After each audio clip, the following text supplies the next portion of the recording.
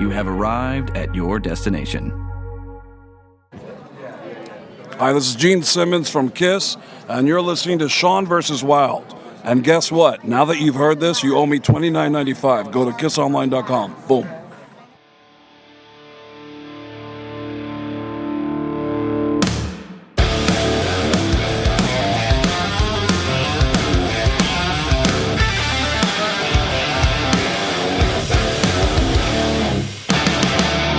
All right, Wildlings, you're listening to the Sean vs. Wild podcast, SeanVsWild.com. It's time to rock and roll all night and podcast every Tuesday. I'm your host, as always, the man, the myth, the Sean Thriller Smith, the guy putting rad back into talk radio. Not only am I the host, guys, this week, you wanted it, you got it. I am going to be the guest. Not only this week, but next week. It is a two-parter, so I'm going to make it short and sweet here at the beginning, or at least try to. First off, I want to give a big shout-out to Zack Pennington. He was the active host for these two episodes. He knocked it out of the park, absolutely crushed it. Zach, you need a podcast of your own, guys. We sat down for like a Tim Ferriss-style interview, guys, and I think it went well. First half is mostly about my music career. Second half is mostly about my podcasting career, but I think, will get a lot of good insight, things that I've not shared on the show before.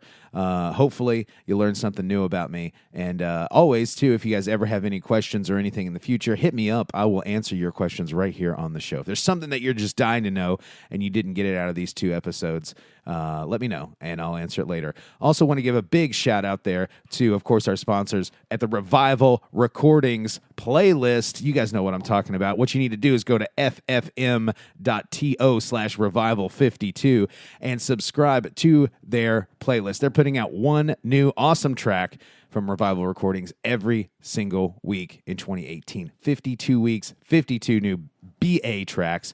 So again, check that out, ffm.to/revival52. You guys know that June Divided last week, they're on Revival. That's how I found them. That's how you're going to find a bunch of awesome music as well. ffm.to/revival52. Check it out.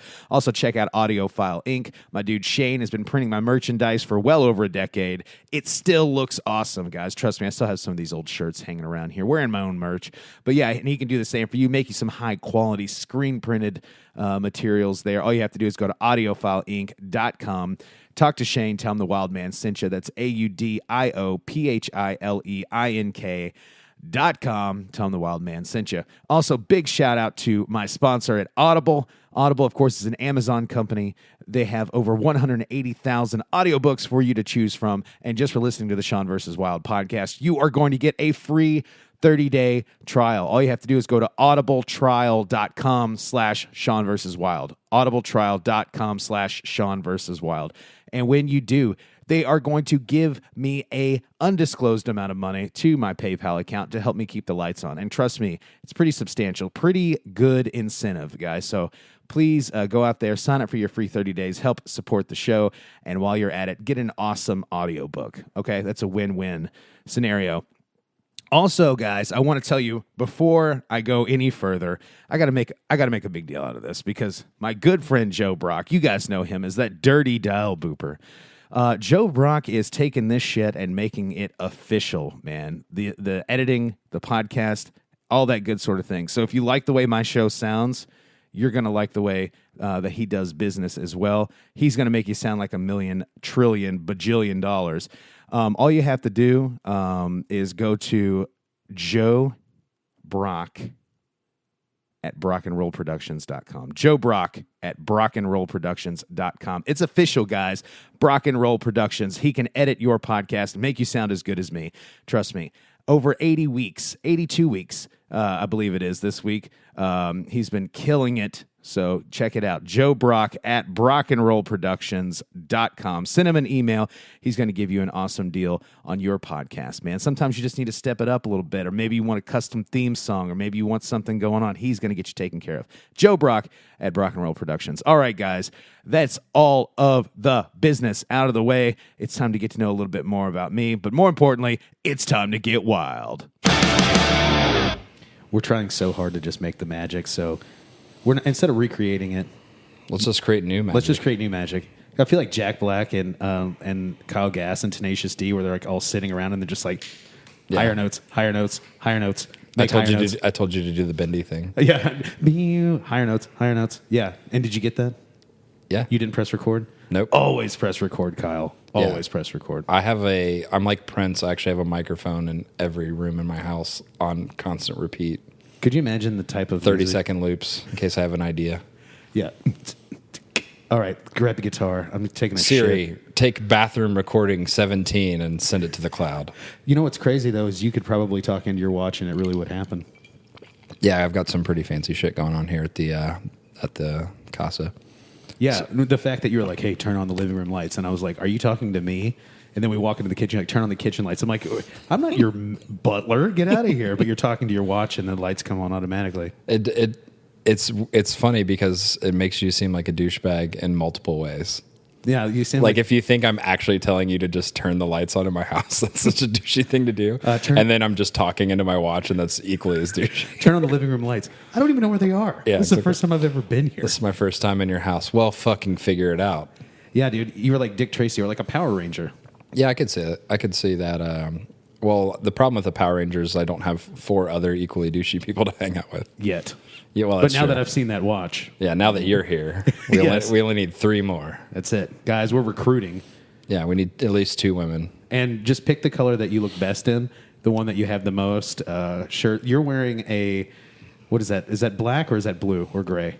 I think it's like brownish gray. Okay, you can be the brownish gray ranger. I'll be the black ranger. Obviously, I'm wearing a black shirt. I have cacti. Is that a type of ranger? The cacti ranger? I am the denim ranger. I wear jeans every day. I'm clearly the pink ranger if I have all the lights in my house right now are pink. That's true.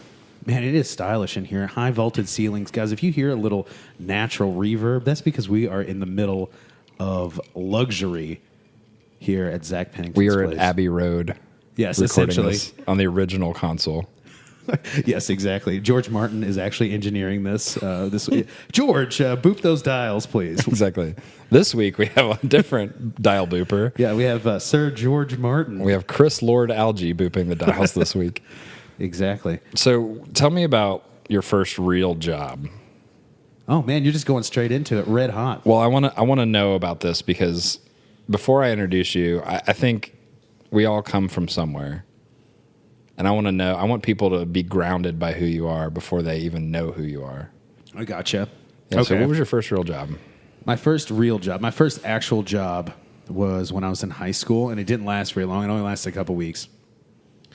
But I worked as a dishwasher at Neil and Patty's Fireside Grill, Sellersburg, Indiana. Guys, and if you have ever been there, the food is subpar at best. Okay, this is not a glowing review, but the people were nice. They gave a, 15-year-old kid at that time a job washing dishes and make a little extra money. And I remember like they had to share tips. I was dishwasher, and I shouldn't say it lasted only a couple weeks. I was dishwasher for a couple weeks, and then I moved on to busboy, making it happen. I was a busboy as well.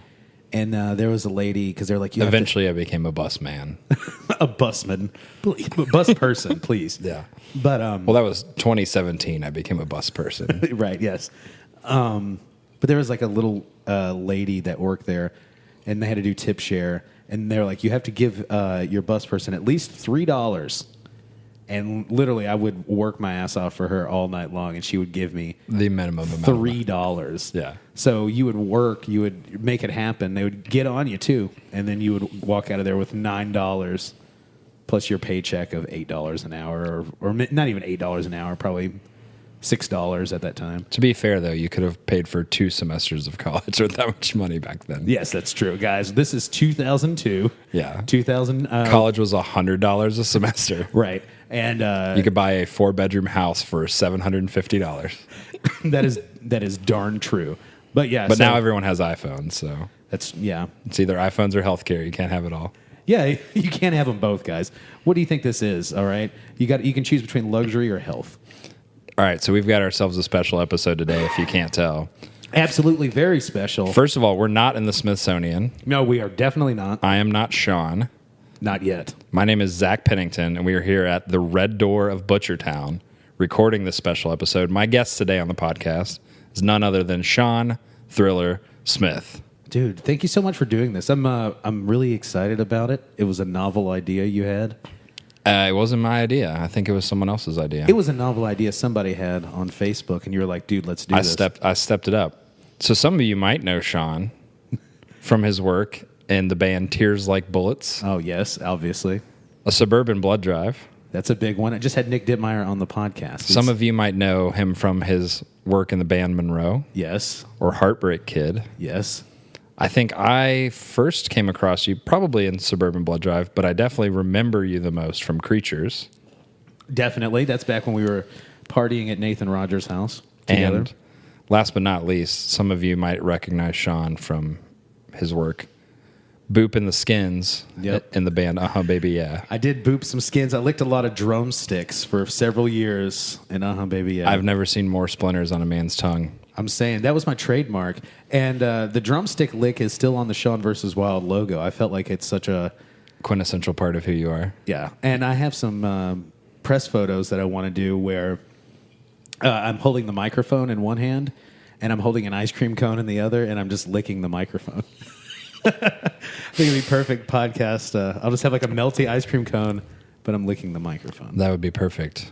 So on today's episode of That would be perfect. Zack versus Wild, or well, I guess this would be Zack versus Sean versus Wild. I like Zach and Shawnee make a podcast. Zack and Shawnee make a podcast. On today's episode of Zack and Shawnee make a podcast, I have the distinct pleasure of interviewing Sean. A lot of you have been listening to Sean now for nearly 100 episodes. Where are we at? We will be pretty close. Not 100, but we are pretty close. We're going to be about 82, 83 by the time this comes out. That's so great, man. I'm so glad that you've been doing this as much as you have. Thank you. And the magic behind it is that it's every week. So That's a lot of work. Sometimes there are multiple episodes per week, but I started January 3rd, 2017, and I have not missed a week. That's awesome. So about a year and a half in. I admire your dedication. I know that a lot of people know me for the things that I've started, but I've started 100,000 things you've never heard of because they never get past day 2 or week 2. So keep up the good work. Oh, thank you for that, sir. I appreciate that. So I was doing some research today, as any good Larry King student Yeah, you have your would suspenders do. on today. I have my suspenders on. I am 174 years old. Being my held shoulders together. are so broad. Being- You ever notice that Larry King's his shoulders are so broad, but like it seems like where those suspenders are, he's got like permanent indentions there, like permanent valleys. I'm convinced that Larry King is actually being held up by a coat hanger in the back, which would explain his shape. Yeah, that would Like his head is taped to the hook part, and Yeah. then that's hooked onto like a door. He's just suspended. He's a marionette. He's essentially a marionette. Larry King may have passed on years and years ago. We are not sure of that yet. He's essentially the Weekend at Bernie's of Of CNN. Of CNN Is he even on interviews. CNN anymore? I think he's he's no off. longer has a show. I think David Letterman has taken over the Larry King spot as like the cool old guy who interviews people. What do you think about David Letterman's beard? You know, I've only seen it in the previews of his new show. I haven't touched it, so I don't really have a lot of opinions of it. You know, I like to touch a beard before I really weigh in on it. Yes, before I have to walk a mile in that beard's shoes before I want to judge him. I have to scratch a mile. That beard. Beard follicles. I just don't, you see like Jim Carrey's rocking a beard now, and David Letterman. I mean, heck, everybody's got a beard. Hell, I've got a beard. Zach doesn't have a beard, but No, genetically predisposed not not to. by choice. I look like Spencer from The Hills if I grow a beard, so nice, creepy flesh-colored beard. nice. Yeah, I heard that he's, I don't know. I heard the beard's really brought him down. So you definitely don't want that. I'm staying out. But what I'm saying is, like, a lot of these older celebrities are just like growing these huge burly beards now, and it's like they just. I mean, I guess for David Letterman's sake, he just stopped caring. He's like, "Hey, I'm not on late night anymore. I'll just grow this big ass beard."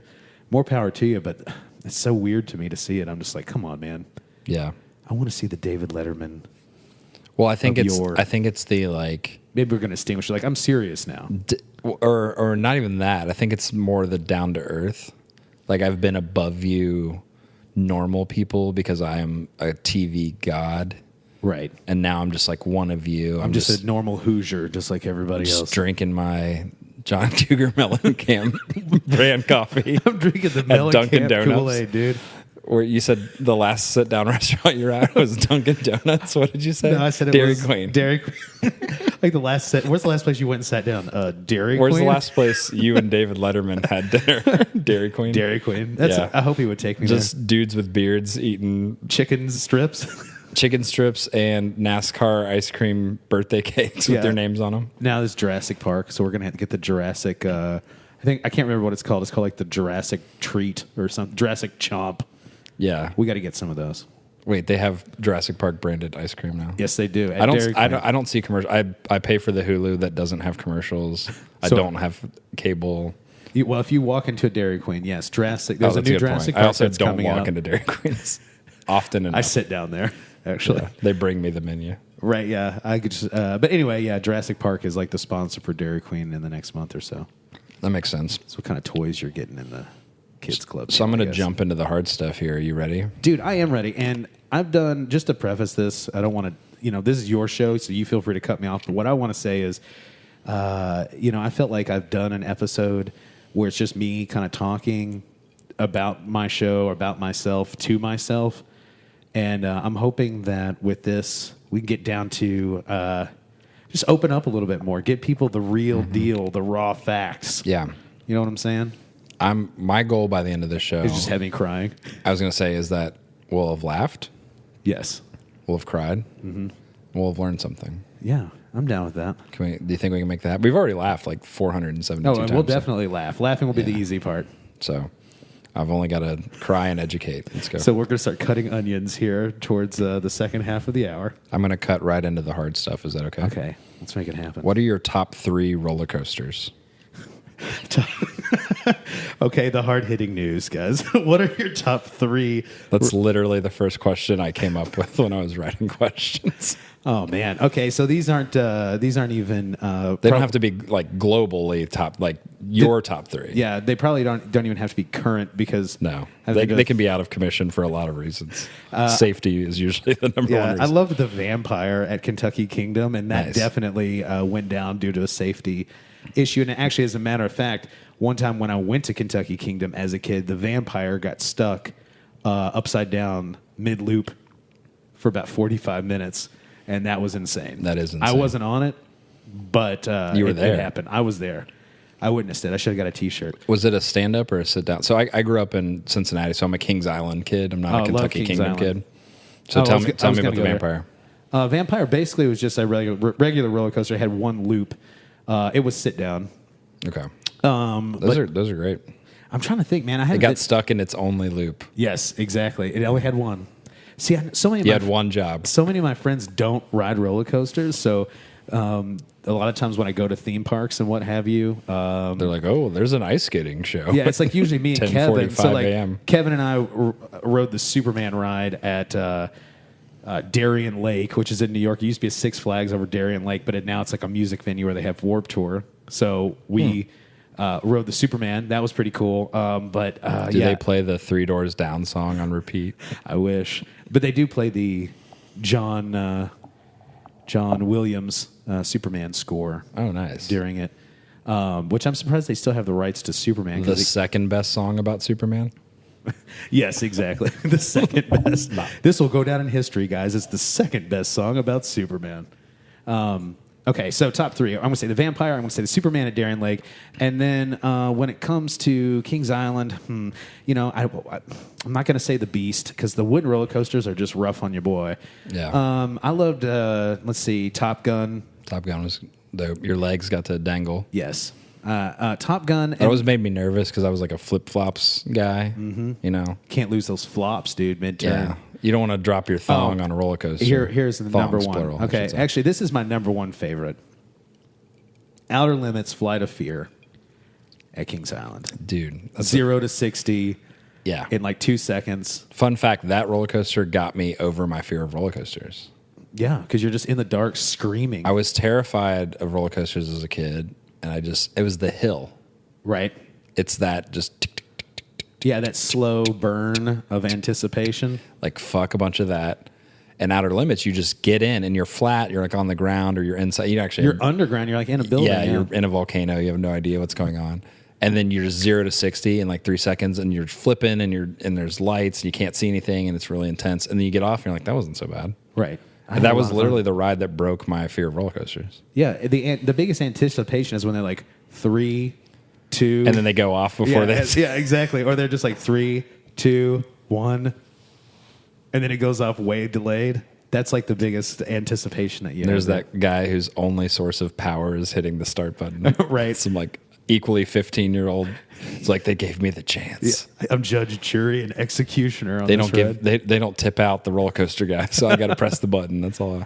I haven't been to Kings Island since they lost the Paramount license, though. Oh, interesting. So now it's like Been a not, minute for me as well. It's probably not Top Gun. It's probably like, I don't know, Flight Star. Flights of the Concords, I wish. but it's just Chrysler Concords. Right, exactly. It's just an actual bird, not as cool. Yeah. Yeah, and it's probably Condors. There you go. yeah, the Outer Limits. Well, you don't have the Outer Limits anymore, so it's probably just like underground flight of fear. Tunnel of Doom. Right, yeah. Like everything's just of doom. Every single ride there. Temple of Doom. Snake But of Doom. not But that's Indiana the one that they Jones. can't actually say. Yeah, but not the Indiana Jones one. They'll be like, it's a Jewish temple of doom. It's just like a lot of Torah reading and Yeah, you're going to hate this. bar man. mitzvahs. All right, so let's really get into the meat. I'm glad that we could warm up on such a hard hitting Yeah, question. man. I know you're not the three things you're not supposed to talk about, right? Religion, politics, and roller coasters. But You we did it, went man. there, We did, guys. and we learned something too. yeah. We've Breaking al- news. We don't care. We don't give an F. Yeah, we don't give 2 Fs, let alone 1. How'd you get started playing drums? I got started playing drums in the middle school band, 6th grade band. When I was in 5th grade, some people came to school, and they had instruments you could check out and try out, and then they gave you a little test to see which one that you would be the best at. And I had kind of Was decided. there a maximum number of instruments you could? Like, could you take 74 instruments home? Like, I'm going to try the sousaphone. Well, you could just demo them in the auditorium that day. Oh, you got couldn't it. take them Okay. home and whatever.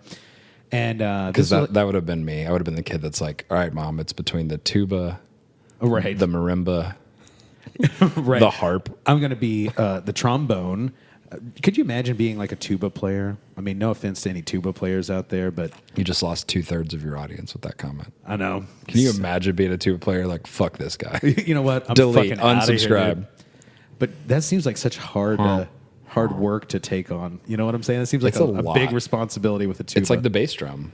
Yes, that's true. Oh man, somebody's burning rubber outside. Oh yeah, I'm surprised it wasn't a 70,000-pound concrete truck burning. That's all day, every day at my house. That's what's up. But yeah, somebody, they come in, let you demo the equipment, and then you take a little test, and you're like, hey, I'm into drums. Okay, well, you scored very well on the rhythm test, or you scored very well on whatever this little dumb ass test is that they give you. And so I was like, yeah, I want to play drums. And then they kind of send a little form home with you about the pricing, and then your parents over the summer can purchase your instrument ready for 6th grade band. What was your instrument? Was it like a snare? Pearl snare drum. Yep. Marching snare. Yeah. Just a standard steel Yes. shelled snare drum there. Like on a thin snare stand. Yes, on a thin snare stand and stand up. Like the orchestra stand, so it's Oh, all nice. stand up. And Yeah, I guess it wouldn't have to be a marching snare. It would just be a snare. yeah, and then you get a pair of drumsticks in there, and then you get a drum key, which actually Did still they give you one pair of drumsticks? They give you one pair of drumsticks. They give you Which would actually last a middle schooler, all of middle school. Yeah, it definitely would. Like you could buy sticks. You could buy sticks from the school, but yeah, most people just. The only time you got a new pair of sticks is like, oh, these are black. These have like a LED tip. Chrome tips. Right? Yeah, just for show. You just want to be a big show. You would never actually do any physical damage to the sticks. No. Unlike the drumsticks that are currently in my house, which are basically toothpick thin now from my drummer beating the shit out of them. Yeah, a pair of drumsticks lasts me one practice. Yeah, exactly. Now, if I'm lucky, but I usually buy. I don't know. Well, when I was super active, I would buy 10 pair at a time and be able to keep them for maybe 3 or 4 practices. Keep mixing and matching the sticks or whatever, and Yeah.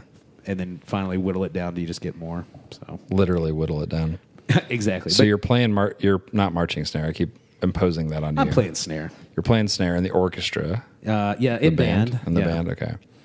And so what's the transition? Where do you get, the additional drums? Where do you get a kick drum? Where do you get a tom? Like when does the set expansion project happen for you? Gotcha. So you play snare, and then there would be it was so cool because they would have like there's some kid that would play the bass drum or whatever, and then they would have like a cymbal, so you'd have sheet music that would have like bass drum, snare, and cymbal parts. So you get to play one cymbal. Like monkey style? While you're like playing the together? snare drum. No, just one like on a stand. So you get to play the cymbal part and the snare part while somebody else played the bass drum part. Was it a ride or a crash? Yeah, kind of like just a ride. I mean, the school cymbals were probably Zildjian at one time, but there are just they're 30 years old. You know what I'm saying? But then they were actually used on a Zeppelin album. Right, exactly. Charlestown Middle School got the John Bonham's actual cymbal that from Houses of the Holy. And it sounds awesome. Yes, it's absolutely 100%. With a weak wristed middle schooler just pinging that ride Just bell, barely tapping it. Yeah. But I would say I always loved watching drummers, and I like to learn. I'm just super into music in general, and I begged my parents to get me a drum kit, and then in 8th grade, so it took them like 2 years, but for Christmas, I got a drum kit that year. So Christmas 1999, I got a drum kit that year, and then also in 8th grade, we were able to do pep band, which you would play the drum. You could play the drum kit, the drum set in pep band. So you would play at basketball games and what have you. And that's basically when I started playing. You got the to drum play kit. kit in pep band. Yeah. So that's basically, and I was like, I'm not trying to toot my own horn here, but I was kind of like the best one at the kit. There were so many people that could bury me with like the snare drum and like they do all the rudiments and the tricks. Yeah. But I was like good at the kit because I had one at home and I played it all the time. You're the kit guy. So even now, like I'm a drummer at heart. I've always played guitar because I've always lived in apartments. I've never until literally 2 months ago, never had a place to keep a drum set. But even now at U of L basketball games, I just watch the drummer and the pep band, and I'm like, that could have been me. Right, yeah. Like I'm jealous of like some 19-year-old fucking Should've been college me. sophomore. I'm like, if my parents just stayed together long enough for me to live in a house, I could have had a drum set. We had a garage, luckily. Yeah. So it was like that's Nope. where the drums went. I shared garages at best. We so the drums are like a part of who I am, and I love drummers. I love you. I love Corey. I love Joel. I just always wanted to be a drummer. Clay's a drummer. Yeah. I mean, just like all my favorite people are drummers, and I'm a wannabe drummer. So I'm super. That's actually 2/3 of what all my questions are actually just about. Just about drums. Well, like, the easy so- thing about being a drummer, though, is I feel like, I don't want to sell drummers short, but I just feel like drums are something that if you are familiar with rhythm-based instruments, it's easy to pick up and learn your fundamentals. You know what I'm saying? So you can actually be pretty solid within a course of just practicing for a little bit to be, extremely amazing, like, say, a Corey Eves. Yeah. That's going to obviously take years of practice, but the cool thing about drums is, you just kind of think about what the beat sounds like, and then you can just kind of work it out, play it, and you get good in about a year or so. One of my favorite sayings is there's only 12 notes. And then depending on how you play drums, there's maybe only like 3 notes. Yeah. Mostly it's Kick, hi-hat, kick, snare, hi-hat. Exactly. There's only 3 things to hit. So Right. I'm pretty sure I saw Dillinger one time, and that was like his entire drum kit. To be honest with you, that's what got me through, 12, 13 years of playing music in bands is kick, snare, hi-hat. And when I didn't use, the only thing that I did was like sometimes I'd put the ride cymbal in the chorus. Or I'll start the verse with the ride cymbal and then play the same beat on the open hi-hat during the chorus. Getting nasty. Whatever. That's all you need. You don't need to church it up, guys. That's my thing when it comes to drums. I feel like less is a little bit more. That's my style, though. I Everybody's got their own love that style. about you. I've always loved that because it's so easy to overplay. Yeah, and I would rather just be super tight and super loud and really big sounding and play a few notes than to play 10,000 notes at a breakneck speed where you're just like barely grazing the kit.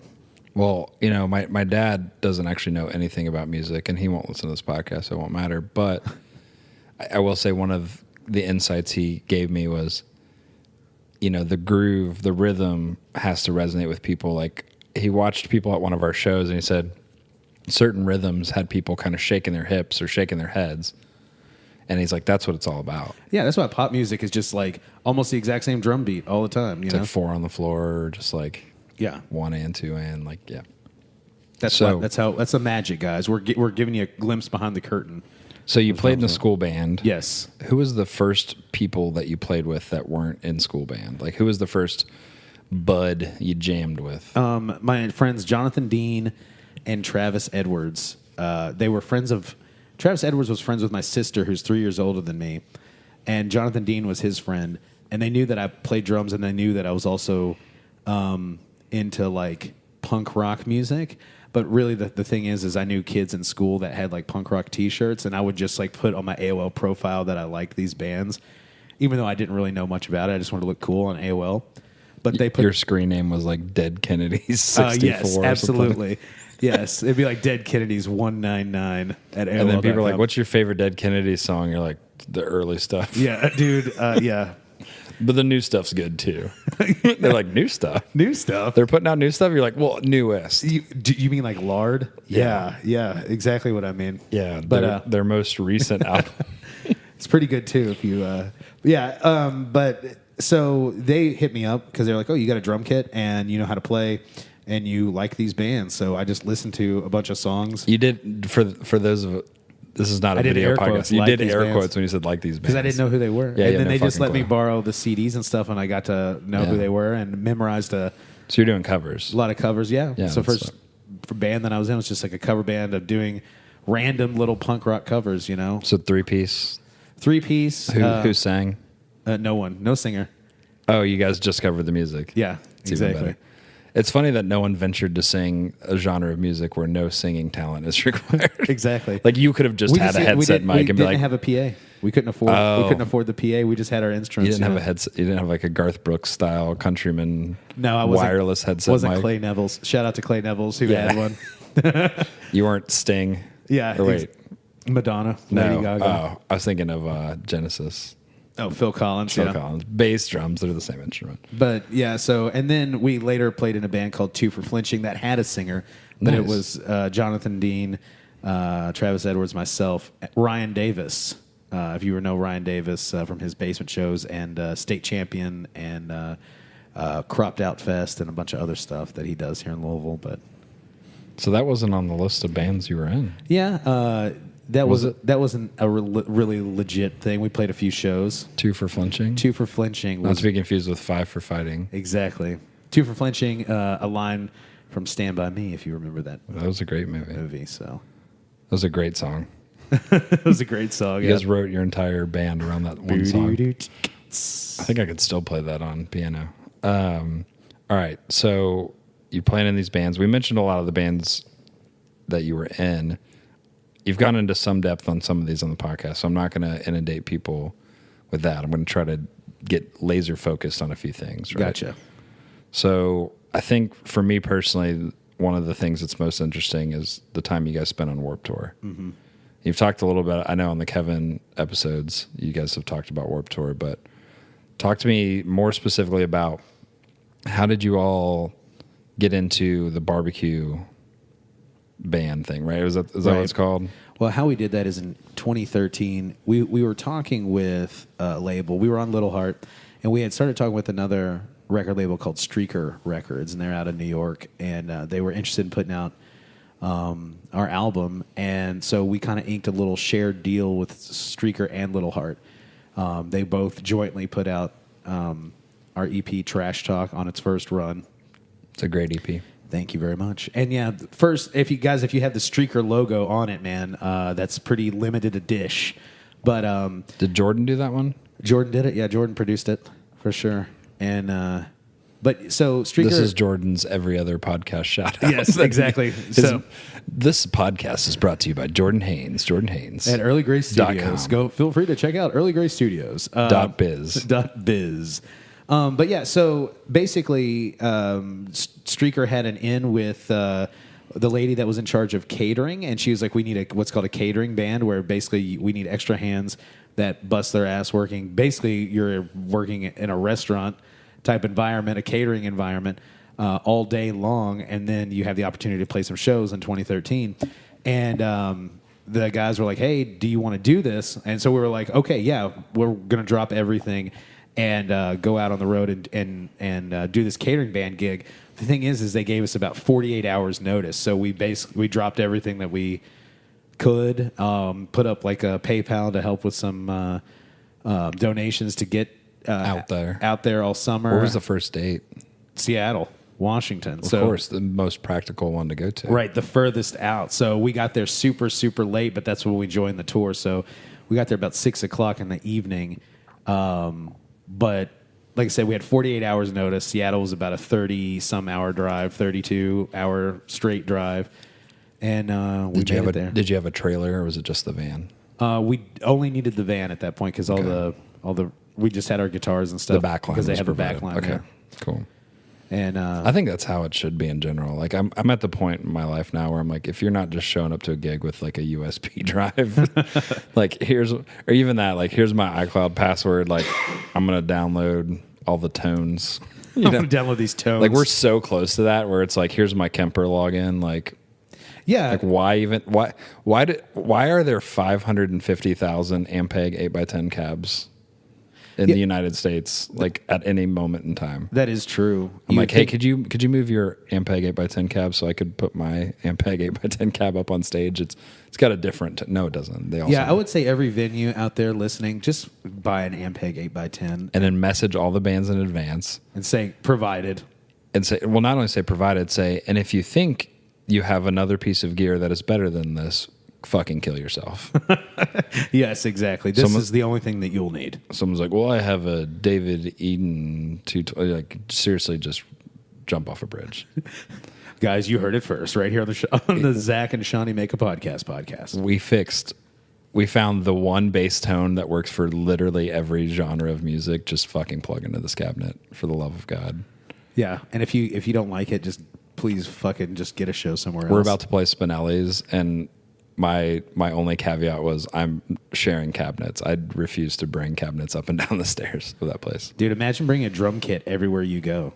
Is that what it feels like? Yeah, it sucks. Oh my gosh. Because every drum kit, that's the thing. That's one thing, you go places in New York and stuff, they have like a stage kit. The kit that they might have will be like a $500, starter kit. It's not the same, cymbals that you're not used to, setups that you're not used to.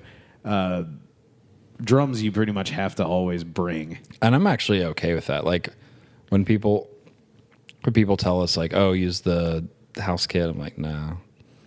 Yeah, exactly. But then the flip of that is when someone's like, our cab has tone. I'm like, no, it doesn't. You're an idiot.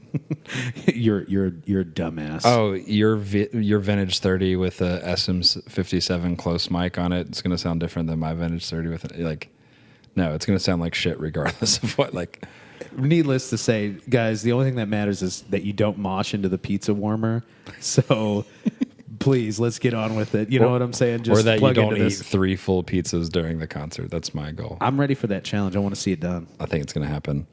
So you guys are on Warped Tour. You're doing the catering gig. Talk to me about like what was your angle there, right? So obviously the work sucks, right? You're doing it for the exposure. It's hard, and it was John. It's Brayboy the hottest day of the year in every city that you're like the Farmer's Almanac. They route it around the hottest day. They go, okay, what's an impractical drive and an unbearable heat, and then that's how they map it. And you're in that. You're doing the only thing worse than playing music is like serving hot food. Dude, so both years between barbecue and catering, I will say it's the hardest work we've ever done as a band, and I think it's very taxing on a band, just to get totally real with you, because, especially when you have a job to do, if you're doing catering, 2 people have to be up at 7 a.m. and start working in the catering, and then from there, you got to go out and sell your merchandise, and then you have to play the show, and then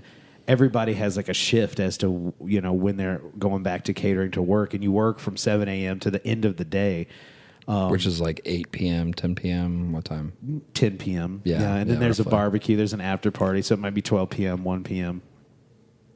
And then you have 6 or 7 hours to make a 6-hour drive. And when you're a band of our size, you drive yourself. So you don't have a driver. You don't have a bus. You Right. don't have air conditioning to Exactly. sleep in. Yeah, and you just sleep on your same sweaty pillow every Yep. night when you do get a chance to sleep. Yep. You drink energy drinks and stuff all day long just to stay awake. Yep. You're out in the sun, you're out in the heat, you're interacting with all these people. But hey, you're making tens of dollars. That's true. And the thing is, that sounds so like Dozens of fans. that sounds so like I don't want that to sound like I'm complaining. I just want to give you guys the scope of No, that's what I want to hear. there's It's just the not fucking truth. It there- sucks. There's not a lot of there. There's a lot of fun to be had there, but it looks glamorous. You make it look glamorous on Instagram. You make it look so cool and so much fun on Facebook. You build yourself up. Even for the big bands on the tour, Yeah. Warped Tour is a fucking just slog. Yeah, because even for the big bands, you go in and you sit on your bus all Yep. day, and then you play, and then you just get back on your bus. Yeah. And then you got to do your signings and meet and greets, and it's hot out, and you just live in a bus. I'm pretty sure. What's the other guitarist from Every Time I Die? Jordan? Jordan, yeah. I'm pretty sure I've seen him throw up at every single Warped Tour performance. And I've seen him at Warped Tour like 15 times. I guarantee it. I mean, there's some days Between the alcohol and the heat. Just like there's some days it's puking. 120, degrees outside. Yeah. Like in And the Vegas headbanging, and of stuff course. like that. It's like 120 degrees, and it's like, oh my god, this is insane. And they're also, not only is it the hottest day of the year in every city, but they're also like, hey, do you have anywhere that's like newly paved blacktop where we Yep. could host this? That was Las Vegas. Like the blackest, do you have anything that's made out of dark matter that we could just host Do you this have on? like a Spinal Tap album cover black top that we could put down so that way your shoes will melt? Do you have any heated parking structures that we could host this at? Exactly. But just to kind of reiterate, I mean, it's the hardest work that we've ever done as a band, that we ever did as a band, and that I've probably ever done in a professional career. I mean, it's a couple hours of sleep. It's up in the morning. It's driving all night. I mean, literally, there were times when you might be up for almost 2 days straight, and as scary as it is, you fall asleep at a red light. Oh yeah, You know what I'm saying? no, 100%. And people have to, the car horn behind you This is what wakes you up. is what wakes you up. So. And It's who insane. knows what you were dreaming about? Right. But I mean, Those like sleepless dreams are the most fucked up dreams you can have because they're quasi real. dude, this is a true story, kind of embarrassing, but literally the one night that I got to sleep, I slept so hard that I pissed the bed. Yeah. Didn't even wake up, anything, because it was just like I hadn't slept in almost 2 days. And you hadn't pissed in 4 months. And I pissed the van. Oh, yeah. You know what I'm saying? There wasn't even a bed to pee in. You just pee the van. You just peed yourself and you were the van. Exactly. And the van was you. So I've told that story on the podcast before. It's kind of embarrassing, but yeah, I mean, that's just that's how you roll, man. So you've been in a lot of different bands. Yes. You've hustled your ass off. I have done that. Yes. What's the favorite song that you've either played or written on? Like, is there just a song where you're like, if I had to, think about every big band has that one hit where they fucking hate it because it was like the theme to Friends or whatever, and they have to play it. The Rembrandts. But then there's always that one song where you're like, I would play this song, at my own wedding if I could, right? Like, what's the one song that you're just like, Well, there's probably, doesn't matter to the band. I mean, I know you're going to have to alienate someone or something by not selecting something, but really, as the drummer, right? Like, I would probably say, I love Dead Friends. I love Dances with Wolves. I could play that song, both of those songs all the time. I'm super proud of those too. But there's the ballad off of Trash Talks called Ocean of You. And I always love playing it because it's like the one track where it's slow and it's like sexy and you can hit really hard, but you also get a breather. You also get a chance to drink the water. And I'm like, as long as I can get to this song, Yeah. I'm going to be fine. But I just grew to love that song because there's a lot more technical drum parts in it than is usually displayed by me. And it's just kind of a nice ballad, a little change of pace. That's probably my favorite song that I feel we had ever written. or that I'd ever been a part of the writing process. And I got to write some of the lines in the chorus, so I got a songwriting credit for that. Cha-ching! So I still get checks every once in a while for that. Nice. Do we? Let's pretend that we have a clip to insert. I can insert a clip if we like. Should we break for a song? We're gonna insert a clip of that song. I think now would be a perfect time to do it. All right. Do you want to give it a big introduction? You want to say this is "Ocean of You" by Baby Yeah. I think you just did. Nailed it. Taking you to Toontown, guys, right now.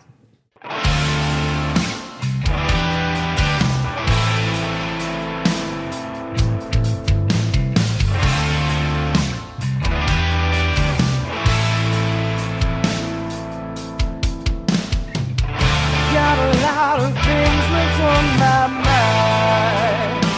If you'd only listen, gotta know we've gotta take it all inside. So lend me your ear. It's kinda hard for me to hold you all inside. You've got me wishing I know that you wonder why. Oh, and I know you wonder why.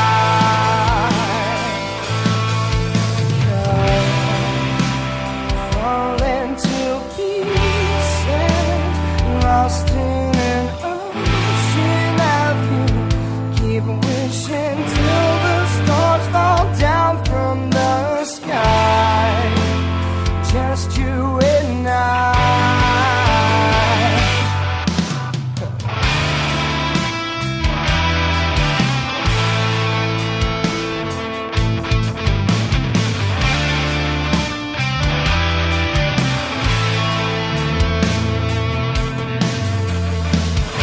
I don't know if this is what you had in mind. When you caught me drifting, a lot of times it seems the odds are stacked, so we try to take it all in stride. Oh, and I know you from the moment you scared. Feels like you should just raise your right flag. Don't lose hope, we'll bring it all alive.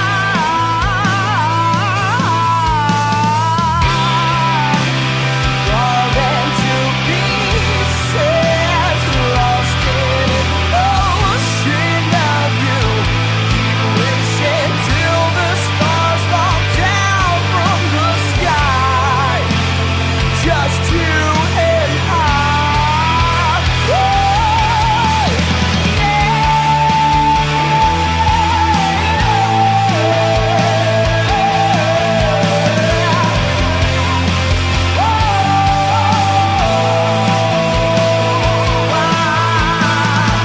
I know you from the moment you scared. Feels like you should just raise your white flag. Don't lose hope, don't lose hope.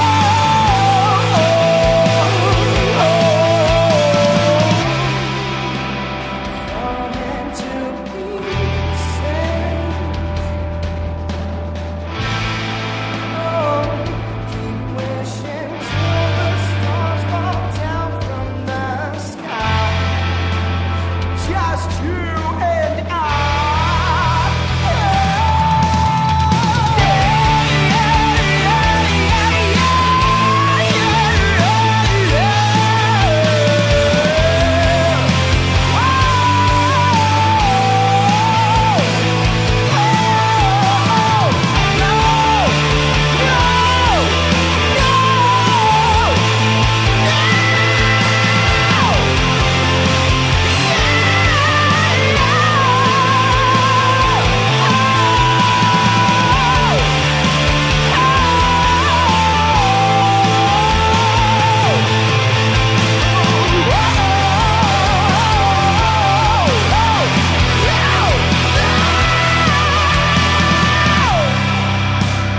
Falling to pieces, lost in an ocean of you.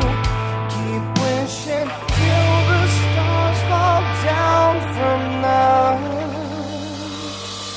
sky.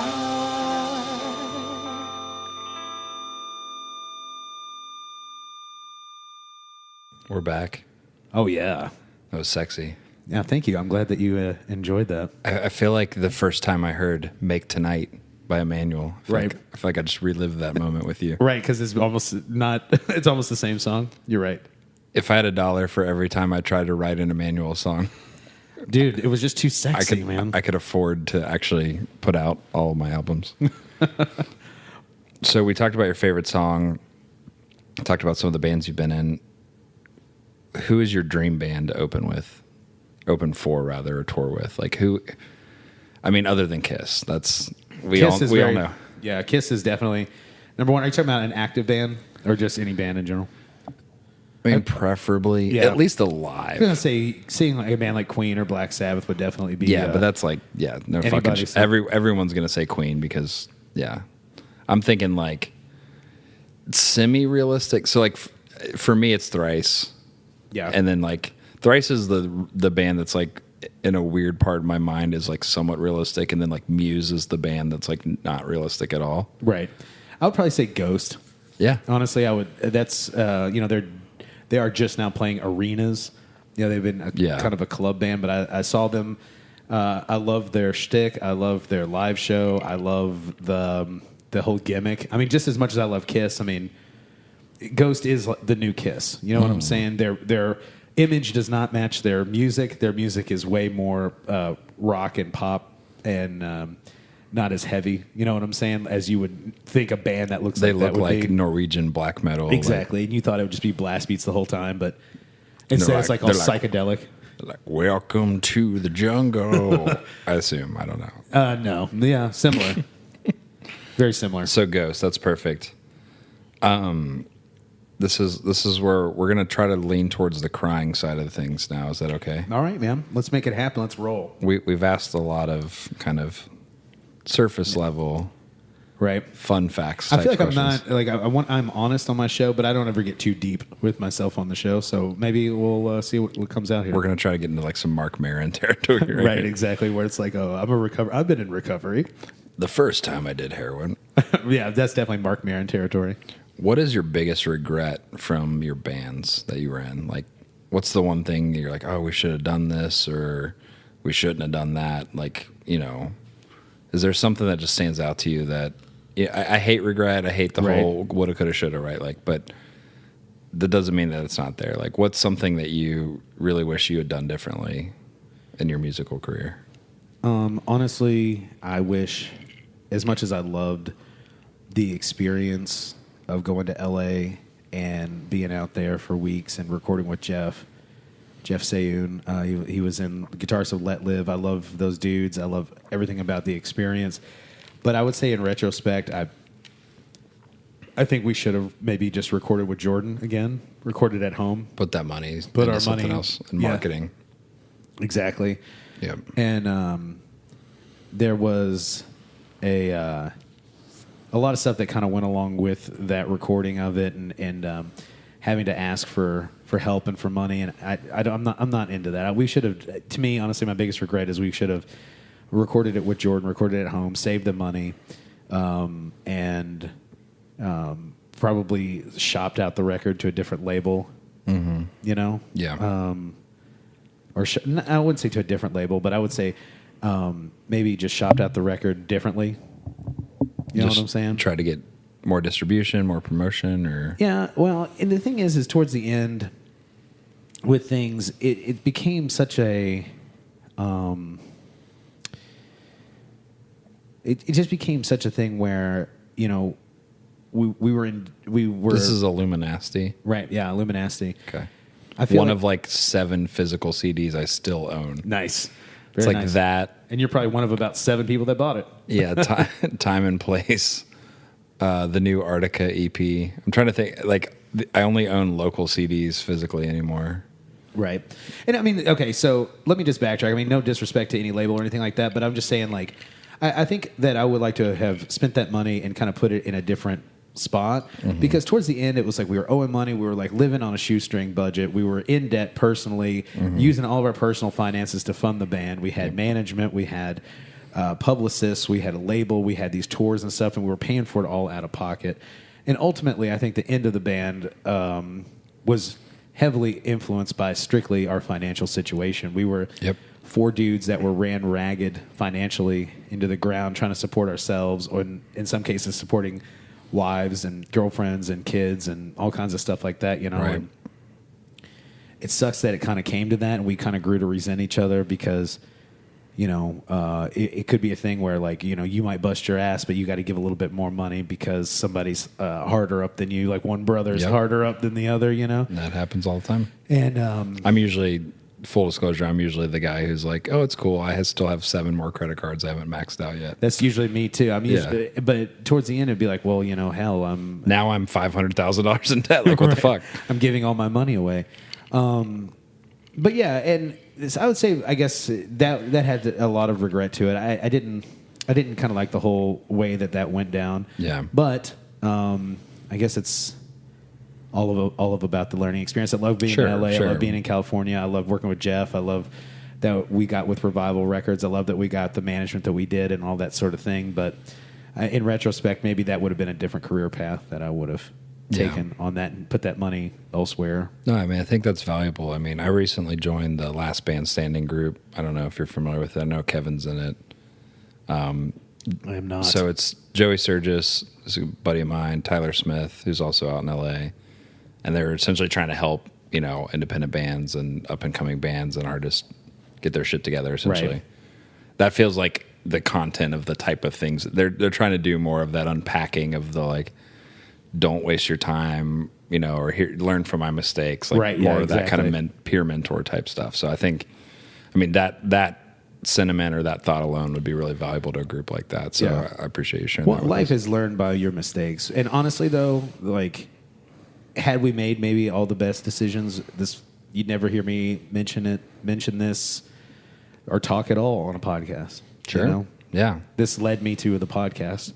Other doors open and other doors. Yeah. Yeah. No, Well, just basically the financial state of playing music. And once we decided, you know, hey, we need to kind of break up or we're going to grow to hate each other. And we're going to beat this dead horse until it can't take us anymore. You know, once that happened, I was like, I'm not going to jump back into doing anything, another band. Not right now. Right. I need to get my finances together. I need to start rebuild my credit. Yep. You know what I'm saying? Get some stuff together. And so in the meantime, I did a podcast, and you know, here we are, 82 weeks in. Yeah, exactly. That's fucking nuts. So this isn't going to make anyone cry, but this is like some really inside baseball stuff, and this may not appeal to your listeners in the UK, right? Or your listeners in Czechoslovakia or Argentina. Right. That was the most accurate way to pronounce that I could muster up. But so I'm a Louisville person. Right. I didn't grow up here, but I moved here for undergrad. So I've been here since I was like 17. Sure. You're an Indiana person. Absolutely, yeah. We're like Kentuckiana, right? Like that's like the thing. Like Southern Indiana, Louisville. People from Southern Indiana say they're from Louisville. But like, was there like, talk to me about kind of that rift between, because there's a lot of really smart, really talented musicians from Indiana that claim Louisville. Obviously, there's a lot of people in Louisville. Like, did you ever feel like there was some weird difference there, or did it all feel like one thing to you? Like, kind of what's the Indiana perspective on the Louisville music scene is essentially what I'm getting at. I guess the biggest difference that I felt was for 10 years of the career, we just didn't fit in. You know, I felt like Louisville did... a lot of Louisville bands did the exact same thing that every band. It's like, okay, you are a screamo band that sounds like this, or you're a hardcore band that sounds like this, or you're a grindcore band that sounds like this. Mm-hmm. Whereas a lot of the Indiana boys and the Indiana bands and stuff were kind of doing their own thing, doing something different. Yeah. And we always wrote, you know, even when we tried to be a screamo band or we were trying to be a whatever. I mean, it all almost comes back to Emmanuel, because like Emmanuel has this rock and roll sound that they really pioneered, that bands like Lorraine Drive and The Audition and stuff like that went on to run with. Right. You know, that kind of rock and roll. And that's infused in Southern Indiana music. Yeah, you know what I'm for saying? sure. So bands, even, you know, if you're a heavier band or whatever, that Emmanuel sound is infused. It still is. Listen to a band like Foxbat, for example. Yeah. You know, that's infused into the DNA of Indiana. Whereas I feel like Louisville didn't necessarily have that. you know? Yeah. And the biggest difference is we just never fit in at all. Until Did you ever feel like, I mean, you say you didn't fit in. Did you ever feel that? Like, did you ever feel like you couldn't get certain shows, or did you ever feel like people wouldn't come to your show? Like, you know what I mean? Was there ever a rift the there? The thing is we could go, and we noticed that a long time ago. So we realized, okay, well, we can draw better in North Carolina than we can in Louisville. We can draw better in Cincinnati or this place or that place. You know, we'll go down to Florida. We're going to go to, you know, South Carolina. We're going to go up to New York. We're going to play these shows and start getting out there and touring. Because the mystique of a band coming from out of town is better than a band that is from here that you can come see. Yep. That people don't give a shit about, you know? Yep. And so we might play in front of 20 or 30 people here. We might play, you know, in front of 150, 200 kids in North Carolina. Yep. So we were kind of a little hidden secret because nobody in Louisville was there to see the shows. And I think it wasn't until Trash Talk came out. I mean, a little bit once Till Death Do Us Party, our first album, our only full length. When that was out, I feel that the production specifically, people started being like, "Man, this sounds really good. This is a really good produced album." And the live shows really. Who did that record? Joe Costabile, who did like Neon Trees. He worked for Island Def Jam. Is that the one you guys did in New York? Yeah. Okay, I remember. So we did that in New York. And I think when we came back with that, almost like when Emmanuel came back with Machine, prime example, when Greyhaven came back with their record.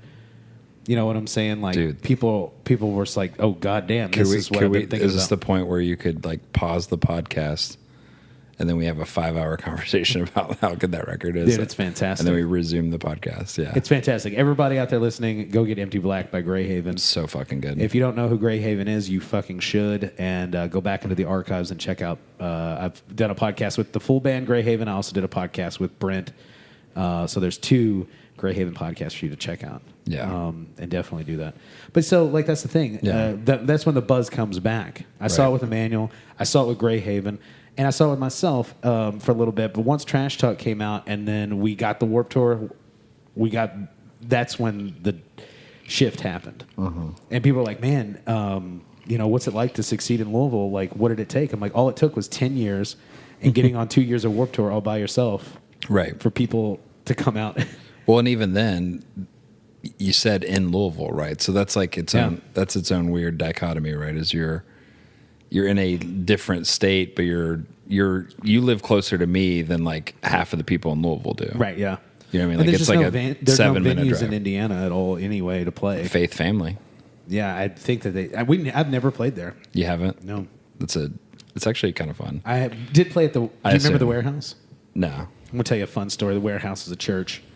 And when I was in Suburban Blood Drive, which was like a loud punk rock band back in the day, Dittmeyer the Vampire. Yes, Dittmeyer the Vampire was banned from the Warehouse due to their unchristian-like antics. And then they finally let Suburban Blood Drive play again, and I was in the band at the time. And Nick Dittmeyer shows up in a black T-shirt, which he had ironed on the iron-on letters, the phrase "abortion is dinner," to which we immediately were kicked out yet again. Fun Suburban Blood Drive story. I feel like that T-shirt would crush it at Forecastle. We're gonna make it, dude. Let's start making them. The alt country. Let's go ahead and get the iron-on letters. But yeah, I guess that's the distinction. I mean, it's Louisville because you got to go to Louisville to play the shows. You know what I'm saying? But yeah. What's so funny though is that I remember in Hark the Herald specifically, all of our best shows and all of our favorite shows were in Indiana. Oh, like in this area, the like, Groove Cafe. Ironically, you said North Carolina. We had a bunch of great shows in North Carolina, or Wisconsin, right? Like random fucking places. Because you're not competing with anything. I think that's the problem with Louisville's not a big city, right? But it's big enough to where you're always competing with something. There's a ton of bands. There's a ton of awesome bands, too. Or there's just a ton of other shit. Right, yeah. Like, you're going to play a concert, and there's also, like, 15 fundraisers that night, and there's 30 plays, and, you know, like... Whereas if you go to Stevens Point, Wisconsin, like, you're the entire town's entertainment for one night. Yeah. One time we were driving through Hebron, Kentucky. That's where I went to high school. Really? Literally, so Hebron, we were driving Kentucky. through Hebron, Kentucky. We stopped at a gas station or a truck stop or whatever there. And this guy just wanted to kept wanting to talk to us about the band or whatever. And we were leaving, and then Johnny Goebel, who was in our band, you guys might know Johnny Goebel Yeah, from I the know Whiskey Johnny. Riders, and he just looks at me and goes, "Y'all the biggest thing to come through Hebron since Conway Twitty." I'm like, you're so right. Was he in the van with you guys? He was in the band with us at the time. Like, this was early, baby. Yeah, right after. Oh wow! I During the Till never Death knew Us that party Johnny lineup. was in your band. Everybody in Southern Indiana and Louisville has probably been in our band at one point. Joe Brock. Joe Brock. List all the members of Okay. Creatures / Baby. Okay. Kevin Fletcher, John Brayboy. Never heard of her. John Brayboy, Wes Carroll, Joe Brock, Sean Smith, me, of course. Ryan Matthews played with us briefly. Mm-hmm. Johnny Goebel, John Cox played keyboard. Who's for the us. redheaded guy? The redheaded guy. Maybe I just made that up. John Cox had red hair. No, not John Cox. I feel like there was a guy with red hair that was in some band. I don't know. Maybe I made that up. Man, but there was a ton. We played with so many people. Yeah. Throughout the years. I'm actually kind of sad that I was never in that band. Me too. Yeah. Honestly. I was almost in Amherst. That's my only claim to fame. So you should put that on your business, your LinkedIn. Yeah. Almost an Can Amherst. you endorse me for almost in Amherst? Spear, if you're listening. If Amherst had let me in, Disco / Hark the Herald may have never happened. So, and then we'd all be fucked. yeah, life happens for a reason, dude. Then the Terminator would have come 4 years earlier. So, Exactly. all right. So we're gonna do a transition here. I know we're pretty deep. We're probably into part 2 at this point, but we're gonna do a bit of a transition here. We've been talking a lot of music. I want to talk podcasts. Okay. Is that cool with you? Sounds great. Boom, people. That's it for episode 1. Make sure you tune in next week for the exciting conclusion. The Zack Attack will be back, Jack, and he's going to be asking me all about my move from music into podcasting. A lot of great stories, a lot of great information coming up in episode 2. So make sure that you definitely check it out. And if you haven't already, please like, share, and subscribe on iTunes, Stitcher, Apple Music, YouTube, all that good sort of thing. You heard a little bit about me. You got a little bit of my background story. So please feel free to support the show. It's absolutely free. That's what I like about podcasting. It's free. You get a lot of great entertainment. But yeah, just do those little things to help support the show. And until then, guys, stay weird, stay wonderful, and of course, stay wild.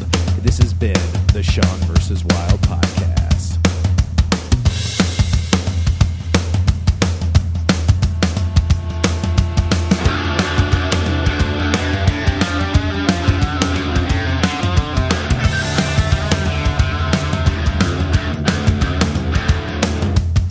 Thank you for listening, DNN.